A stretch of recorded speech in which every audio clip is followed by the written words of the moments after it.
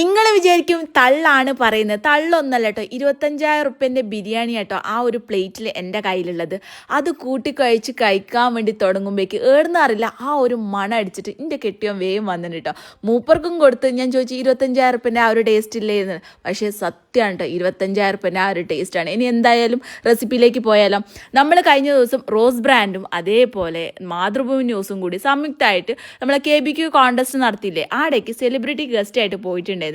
അപ്പോൾ അവിടെ 30 ആൾക്കാർ വ്യത്യസ്ത രുചിയിൽ ബിരിയാണി തകൃതിയായിട്ട് ഉണ്ടാക്കി കൊണ്ടുവെക്കുന്നുണ്ട്. വെറും 3 മണിക്കൂർ കൊണ്ടാണ് ഈ ഒരു ബിരിയാണി ഉണ്ടാക്കേണ്ടത്.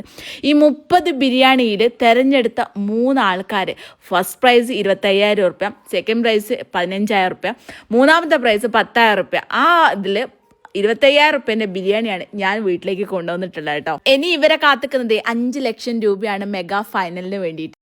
ഫൈനലി ഭയങ്കര പ്രൗഡ് മൊമെന്റ് ആണ്. വേറൊന്നല്ല, എൻ്റെ ബെസ്റ്റ് ഫ്രണ്ട് ജെസിമയ്ക്ക് എന്നെ സെക്കൻഡ് പ്രൈസ് കിട്ടി. അപ്പൊ ഇവരാണ് കേട്ടോ ഈ ഒരു കോഴിക്കോടിന്റെ വിന്നേഴ്സ് ആയിട്ടുള്ളത്.